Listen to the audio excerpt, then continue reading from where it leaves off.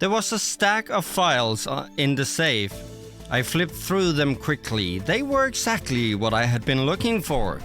Before I could find out where the lieutenant was being held, I heard somebody walking in my direction. I quietly closed the safe, hid the files under my jacket and snuck into the bathroom. In the men's bathroom, there was a stall that had a window to the outside. It wasn't too big, but it was big enough for an adult like me to climb out. And the back door of the station was not far away from the outside of the window, so I left the station without being seen by anyone, just like that. According to the files, Lieutenant Kang was being held in Detention Center number 6. It was one of the special facilities that were used specifically to hold suspects of special interest. I hid the files in the tall grass not too close to the detention center. Then I walked up to the entrance empty-handed. I showed the guard my ID and told him I'd like to see Lieutenant Kang. Kang Bagya, the guard checked the record book in his hand. No visitation is allowed for this person. Check again. I'm a police officer. I waved my ID again to prove my identity. It doesn't matter. You need special permission to visit him. He shook his head and closed the book.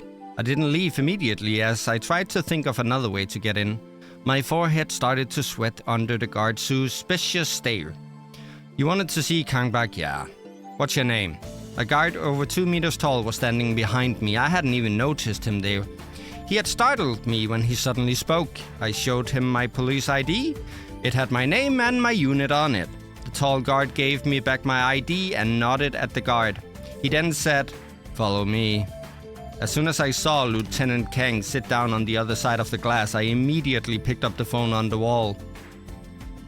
I had to take this chance to ask him to tell me everything. Lieutenant Kang held up the phone to his mouth and mumbled something quietly. I could understand that he might be feeling low, but this was not the time.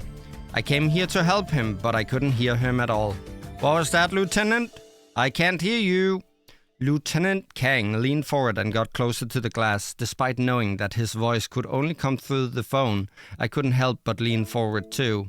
And then he spoke. I was so shocked that I sprung back into my seat and I almost dropped the phone in my hand. I didn't realize that the man sitting right in front of me was Officer Yi Yun. And with that, we now have S ranks and stars on everything except for this one over here, because I need to keep that an E rank in order to progress the rest. But hello you and welcome to some kind of Fox content and welcome back to Will, A Wonderful World, where we're getting pretty far here. In this one we got A Journey Alone and we got Concrete Death. So, oh wait. And we also got, this is the, lead, Blue Lady.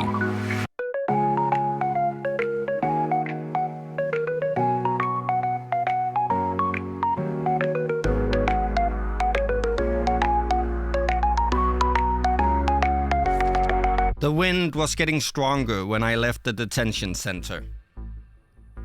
Everyone on the street was walking very fast, probably anxious to get home. I held on tightly to a piece of paper in my hand so that it wouldn't get blown away. Earlier, I had written down a short note in a hurry. Blue Lady. Yes, that was the message Officer Yi Yun had left me. I hadn't expected that she would be the one that was being detained in place of Lieutenant Kang. Maybe transfiguration was not as complicated as I had thought. Then again, where was Lieutenant Kang? I was hoping to see him. That plan hadn't worked either. And now this note was the only lead I had. I had to go to Blue Lady and find this person named Diz. Blue Lady was an infamous gay bar in Busan. For police and gangs in particular, it was infamous because it was an establishment that belonged to the Bongnam... yeah. I sat down at the bar and ordered a glass of orange juice. I checked my surroundings. Quite a few people seemed to be giving me strange looks, and they were whispering something under their breath. I didn't quite fit in at a place like this. Whatever, I had real business to worry about. Speaking of business, who was this? Yes. Was he a frequent customer or the owner of the place? I waved the bartender over, hoping to ask him about this name. But before I opened my mouth, I suddenly felt a heavy blow to my head and my face slammed into the bar. After who knows how long. I heard some slapping noises and I felt pain in my face. I finally opened my eyes. Judging from the lights outside the window, I must be on the second floor of the bar. I could see office desks, couches, folding chairs, tables, and pool tables in the room. There was even a coconut tree? I tried to sit up, but I realized that my left hand had been cuffed to a desk leg. Some young men surrounded me at the wall. They all looked like they were in a gang. One of them had a full head of curly hair and he was crouched next to me. He kept slapping me in the face with what felt like a card. I struggled to move my face away before I saw that he was holding my police ID. Who knew that a police officer would be hanging out here? If you don't tell us what you're really here for, we are going to think that you are here looking for some fun. His buddies all laughed. This didn't look good, but I didn't want to cause too much trouble. I just needed to get out of this as soon as possible. The curly-haired man kicked me in the stomach. Talk! Do you think that we, the yes, are an easier target than the other yes? If we want, we guarantee we'll make you feel something. Well, ecstatic. Oh, dude, that's the wrong word. Or the very right word. It should be excruciating. A man nearby with split bangs tried to correct the curly-haired guy, who immediately slapped him on the head instead. A lot of slapping going around here. The door opened. All of the men who were laughing hysterically took one glance at the door and immediately stood up straight, shouting, "Good evening, sir!" A very tall man had just walked into the room. He was wearing a pink, flowery shirt and a pair of leafy green beach shorts, and looked incredibly tropical. Not topical. He quickly noticed what had been going on. "What do you guys have here?" "It's a cop sneaking around the bar. We were just about to question him." The curly-haired guy very formally handed him my police ID. The other guys picked me back up and slammed me face down onto the desk. The man called sir, then caressed my back with one hand. Very fit, lots of potential. Potential? What potential? Was he talking about joining their business? What kind of sick joke was that? I was someone who had dreamt of defending justice and becoming a real hero. But to keep myself from getting into more trouble, I had to keep it under control. However, even though I could control my anger, I couldn't fully control my buddy. If he didn't stop soon, I was going to let out a loud fart. I remembered seeing a diagram of a human brain way back when. They would write lots of words on the brain, representing what the person was thinking at the time. I guess they would have to write fart on mine. If someone were to draw a diagram of my brain right now, it would be filled with the word fart. Well, there we go. Even worse, it might be running out of space. After giving me another pinch on my butt, the man finally stopped molesting me. "Oh, I didn't know you were here looking for me?" I turned around and saw he was holding the note I had put in my pocket. I finally understood. The sir in front of me was, yes, the boss of this bar. But I never would have imagined him to be a bona fide gangster and the leader of the yes within the other yes. Why would Officer Yi Yun ask me to come and find him? "You are Kangbak Ya's man. What do you want from me?" I caught the ID that he had thrown back at me. The ID only said that I was in Unit 4 of the Busan Police Precinct. So he must know about Lieutenant Kang. I still couldn't figure out what their relationship was. Friends or foes? Or maybe he was Lieutenant Kang's informant. In any case, since Officer Yi Yun had asked me to find him, he must be someone who could help. I briefly explained the reason for my visit, and I mentioned that Officer Min Yun had been murdered. Although I withheld most of the details about Lieutenant Kang's situation, I was thinking that I should at least feel him out first. He just chuckled and lit a cigarette. Kid, are you trying to hold something back? You're 10 years too young to play this game with me. Let me put it this way. I'm an information broker. If you want information from me, you need to trade something. It's that simple, understand? He blew smoke in my face, smiling. And he held my left hand steady. I took out the tail that I hid in my right palm and reached for the pocket of my shirt. I bit my lip and said, "Fine, how about this?" I handed him my weapon and pulled out a small notepad from my pocket. It had all the trivial information I had collected during all of my cases since joining the force. Most of the information was about the Musun gang, although there was some about the Bongmon gang. I gotta stop pronouncing this, I'm probably pissing someone off.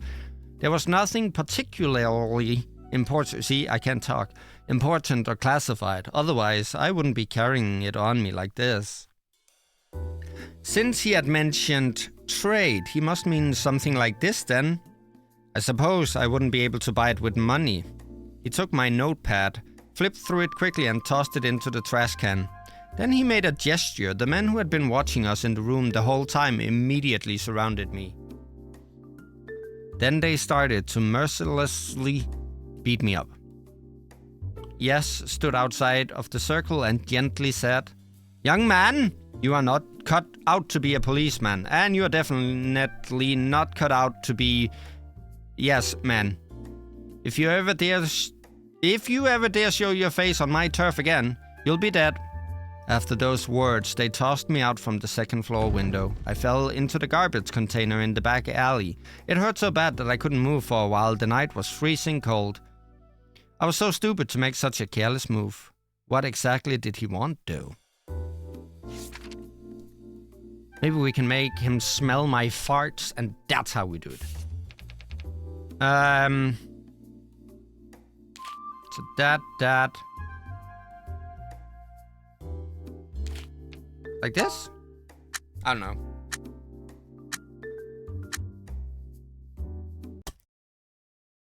A beam of silver light flashed in the air and my left middle finger flew off from my hand. Ow! Ah, well, this isn't it. This is not with the cutting off of the fingers and such. It's yours, fuck you, and I fainted. Call a doctor. No, you idiot. Not Dr. Chang, Dr. Wang. The one who lives at yes. I heard yes yelling at his man and opened my eyes just a little bit to take a peek at what was happening. He threw away the cigarette in his hand and carried me onto a couch. His men were in disarray after being shouted at by their boss. Well, it looks like I have done another first try of the S rank. I had made the right call. If this man were a true friend of Lieutenant Kang, then he must value loyalty and bravery. If all he cared about was profit and benefit, then even if he had seen through my performance, I would at most get a beating. Then I could still give him what he had wanted to trade for the information. Nevertheless, this was the best result I could have hoped for. Haha. I finally burst out laughing and sat back up on the couch with a hand holding my stomach, holding in the fart. Then I stood up as Yes looked on stunned and picked up the severed finger from the ground with my perfectly intact left hand, smiling at him. I bought the fake finger in a small shop on my way here, but don't tell anyone. Not only did they have fake fingers, they also have fake ears, eyes and everything. The owner had said to me that if you wanted to survive in a gang, these were all necessities. And if I bought the whole set, he would give me a discount. That's nice. So I did, and I had hidden them all on me. It turned out they were indeed quite valuable. You bastard. He fell onto the couch, laughing hysterically. Well, I guess, yes, I had pegged you wrong completely. He told me you were just a serious and boring fool. Ha! He told his men to make us some tea, and then began to tell me everything he knew about this case. 2 hours later, I drank the last cup of tea and left Blue Lady. I started walking towards Officer Mignon's home in the cold, biting wind. There you go. So this is the one we got from the start, and this is the one I got. Not too bad. This is a good start. Oh, we got more. That's gotta be for, yes. 부처님, 나도 좀 도와줘요. Key fob. Okay.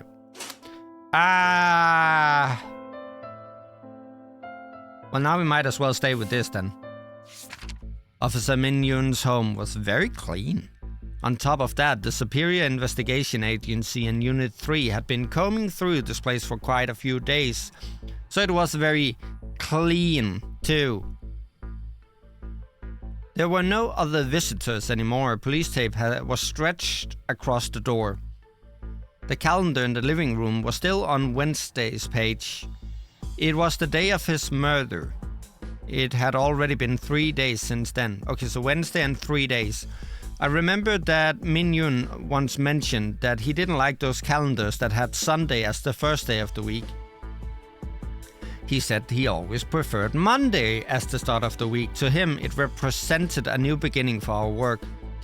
Although as police officers, we never really did enjoy and relax on the weekends anyway, so you know, the bowl and dishes in the cabinets were all spotless and meticulously stacked. There weren't many clothing in the closet. I remembered every single one. A whole bunch of old DVD discs were stacked on the TV stand. All of them were military documentaries about war and weapon.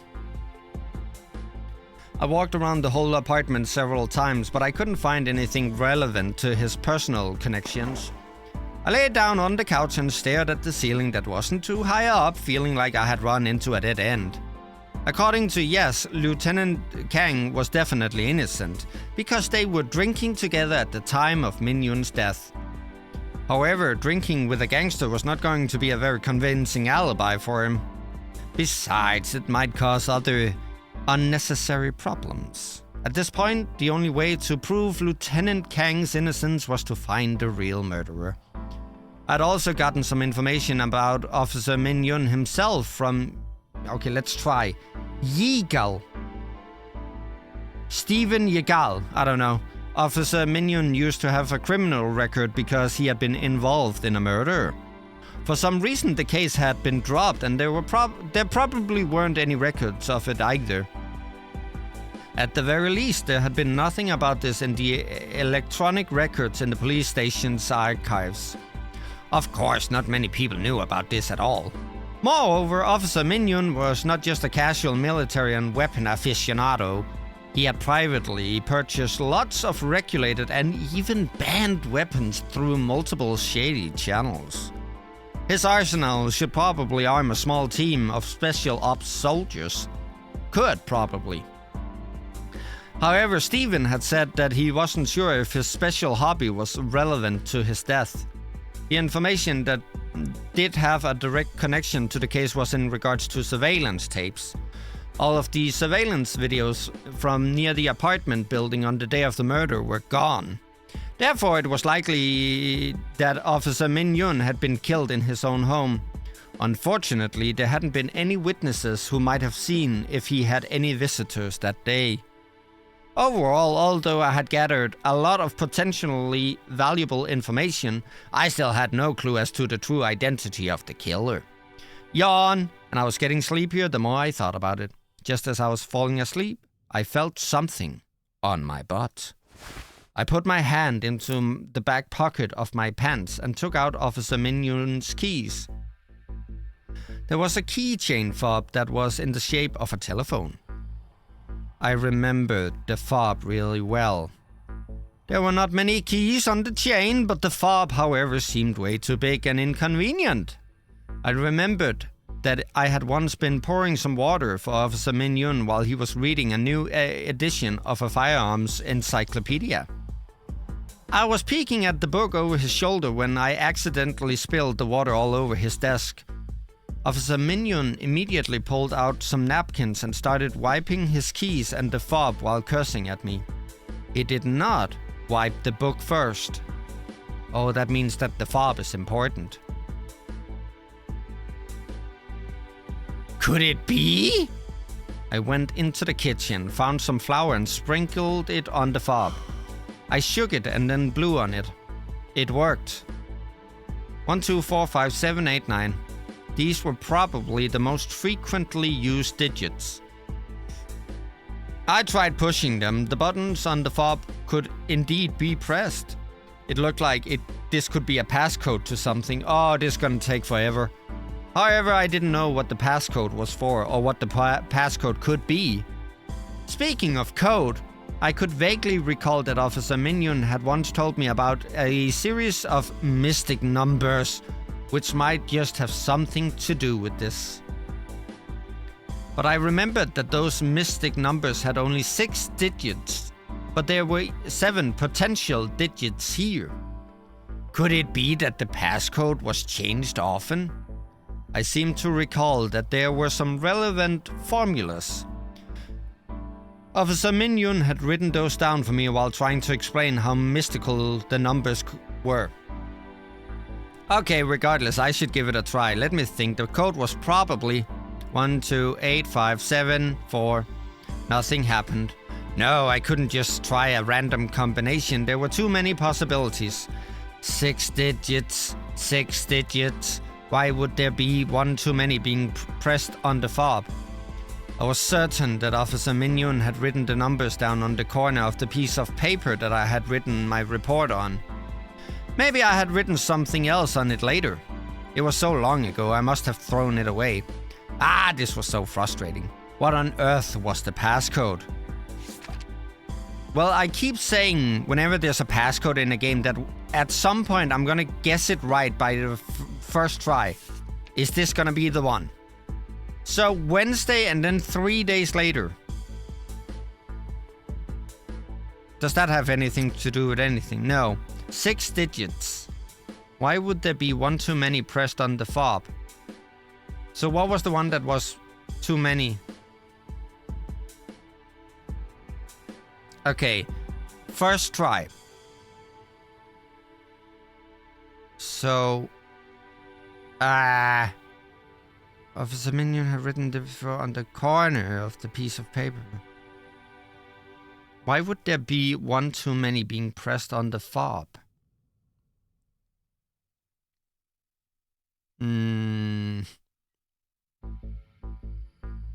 7-4, that's a good start.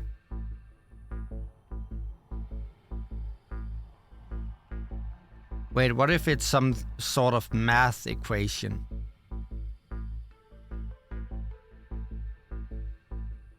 All of them have to make up 9. That's why the 9 is pressed. So 1, 8, that gives 9. 2, 7, that gives 9. And 4, 5, that gives 9. Hang on, but you need to do it the other way around. This has to be it. Hang on, I'm fixing it. No. It has to be this. I was so smart with the whole 9 thing. Oh, come on, give it to me. It has to be 9. Right?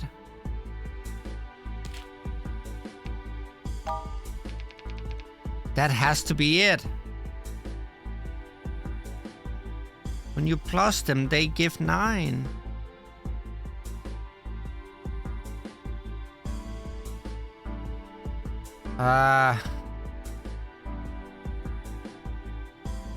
So 1 plus 8, then 2 plus 7, then 4 plus 5. Fine, I'll just freaking... I had it! That's why 9 can be pressed. It's because the numbers add up and give 9. Why won't you let me have this? I was ever so smart.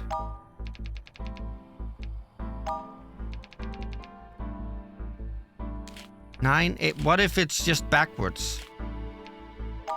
No. It frustrates me that that's not it.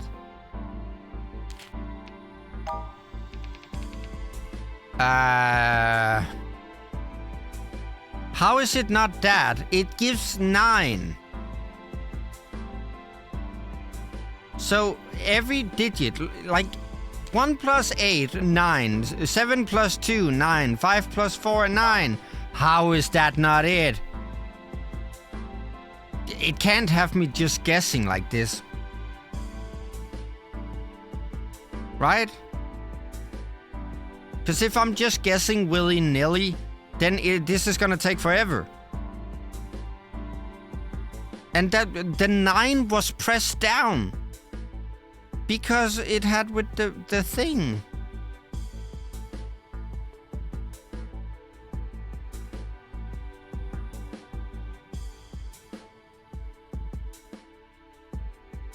Wait. This right here. I'm a fucking moron. Hang on. No, not this. How do I done? Wait, history. Can I read it here? No, this is just the history of the thing. Hang on, I'll be right back. The collections. Because he said he wrote it down, obviously. So piece of paper with the written down of the such. Okay, so it wasn't in the soap opera. It's gotta be in one of these stories, right? There it is.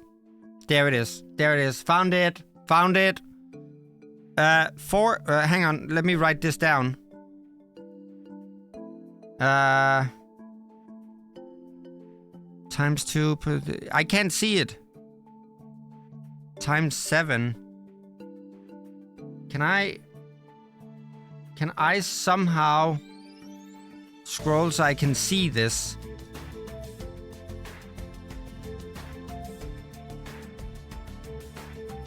One, 4, 2, 2, 8, 5, 7. Okay, hang on. Let me write these down. So we got. This is actually a clever way to include like the past in the present. 1, 4, 2, 8, 5, 7. And then we got 4, 2, 8, 5, 7, 1. And then we have 2, 8. What is that? 7, 1, 4. So that's gotta be a 5. 5. 7, 1, 4.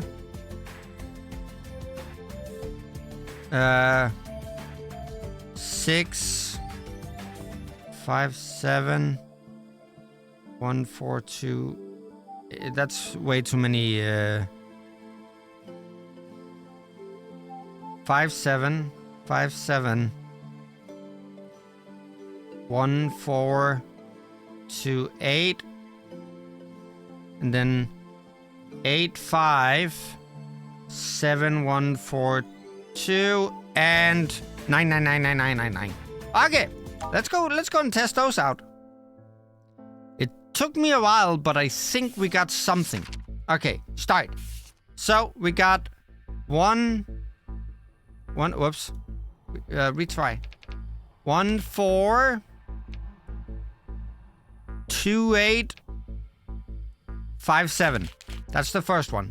That's not it. Okay, so we got 4, 2, 8, 5, 7, 1. That's not it. 2, 8, 5, 7, 1, 4. That's not it. 5, 7, 1, 4, 2, 8. That's not it. 8, 5, 7, 1, 4, 2. We did it! That was a clever puzzle. Beep. I heard an electric beeping. Before I could figure out where the beeping had come from, the body mirror in the middle of the living room was suddenly rotated by itself. It revealed a long and narrow tunnel behind it. I climbed into the tunnel and took a sharp right turn. At the end of the tunnel there was a long and narrow room hidden between two walls barely wider than the tunnel itself. I entered the narrow space and was surrounded by stainless steel walls. It was lit by several daylight bulbs, which somehow gave the room a feeling of holiness. There were all kinds of hooks and shelves attached to the steel walls, while numerous firearms and grenades were placed upon them. There were a dozen of AWMs. There we go. Even RPGs. It was indeed an arsenal. Now I understood why Officer Min Yun would always tell me that he would lend me a grenade. He hadn't been joking. Since I was the one in possession of the fob, I assumed that no one in Unit 3 had found this place yet. Maybe there might be some clues in here. Most of the guns were covered with a little bit of dust, but the floor, on the other hand, seemed unusually clean. I kept walking back and forth in the room. I sat down, crouched down, even lay down, which is when I finally saw it. Next to the wall opposite of the door, there was a small wooden table on which there were all kinds of firearms, cleaning and maintenance tools. One of the table legs next to the wall seemed to have a slightly darker tip than the others. It looked like it had been covered with something dirty. I turned on the flashlight and pointed it at the table leg. It wasn't just something dirty, it was blood. I could also see 2 small seams in the table leg where the bloodstain was. I reached out with my hand and touched the seams. The middle part between the seams suddenly sprung open. It was a secret slot with something inside of it. I took the item out of the slot. It was a recorder and it was still recording. I pressed the stop button first and then pressed play. Voices came out of the speaker. One was the familiar voice of Officer Min Yun. When are you going to stop bothering me? You think you could just hide from me by not coming to the station? It was another familiar voice. My eyes opened wider. I stared at the recorder in my hand and I couldn't believe my ears. Although it wasn't as loud and clear as it had usually been, there was no way I would have mistaken that voice. The second voice belonged to the lieutenant of Unit 3, Kim Young-ho. I have done enough for you. Everything is over now. I'll resign and go back to my hometown next week. You want to go home? Haha, don't be ridiculous. Did you forget about your dirty little secret? Illegal possessions of weapons is one thing, but being a murderer is another. You don't need me to tell you how many years you'll be spending in jail for manslaughter, do you? C0795, are you going to blackmail me with that my entire life? You think I'm going to just let you do that? I've done so much dirty work for you and you think I never kept my own evidence? Ha, are you talking about this? You, how did you get that? How did you know where I hid them? Did you really think I wouldn't know about your little tricks? I have my men tailing you 24/7. After all, you're just a pawn in my hands. And I couldn't just let you wander around as you wished now, could I? Ha ha ha. You want to threaten me with just some tapes? You're so naive. Even without those tapes, I still have other ways. You have conspired with Yes and told me to murder Sun during a mission, just to instigate a war between Choi and Lieutenant Kang, so that you and Yo could benefit from their losses. If I leak this information to the Musun gang, I can guarantee that those people who are against Yo would want to take you out, and they don't need too much sound evidence. Sound evidence, not sound evidence. Oh, and speaking of Lieutenant Kang, if he ever learned about what you have done, he would never let you get away. I don't care if I will be sent to prison or not anymore. I want my conscience back, and I swear I will take you down with me. Well, that's really unfortunate. You weren't like this a few years ago when I first sent you into Unit 4. Back then, you were just a coward who didn't even dare to look me in the eyes when you were talking to me. I guess you've grown these past few years in with Kangbak, yeah. What a shame, I'll really miss you, kid, since I'll never see you again. As long as you let me go home, I swear I'll never tell anything to anyone else. I will have nothing to do with any of this anymore. I do believe that you won't tell anyone. I'm very confident about that because Dead men tell no tales. Then I heard the sound of silenced gunfire, the sound of a body falling down, and a weak and brief groan. Neither voice said anything else. All I could hear was the sound of a door being opened and closed, as well as something being dragged through the floor. Those must be the sounds of Kim Young-ho cleaning up the crime scene and taking Officer Min-yoon's body away. After that, the recording kept going for a long time, but there was no more sound at all. Officer Min-yoon must have started the recording via a remote control, but he was never able to stop it. I pressed the stop button again and stared at the dark red mark on the table leg. I could almost see how he struggled to paint the table leg with his own blood in the final moments of his life, while avoiding being seen by Yas. I opened my clenched fist, and I gave him a salute. There we go. No new messages? Okay. Could quickly just hang on. This? Nope. This? Nope.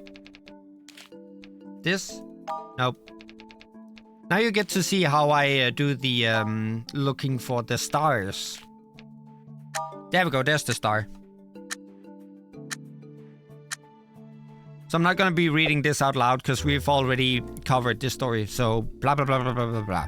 Read along if you want. You can pause the episode if you need to read the story. I just needed to get the star.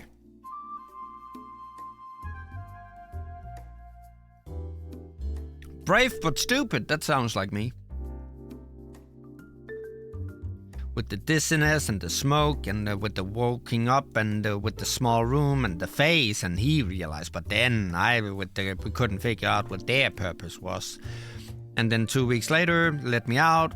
We fled to another country, but he even set up the video chat, and then in the end, I wasn't there with the things that there were, huh? My sense of justice had something. Transferred to Unit 1. Was your sense of justice transferred to Unit 1?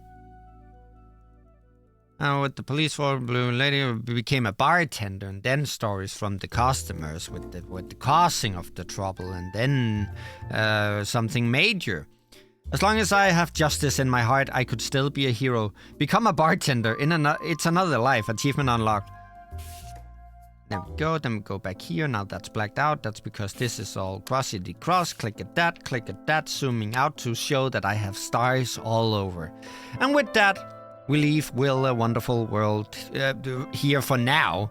In the next one, we will do the journey alone, which I kind of promised to do in this one. And the concrete death that I also promised to do in this one. But then, as it happened, we did the stuff over here. But in the next one, I swear to God, I swear to myself, because I am a god in this game, we will do these 2 stories. So thank you so much for watching. I hope you enjoyed it, and I hope to see you in that next one. Alright, I'm out.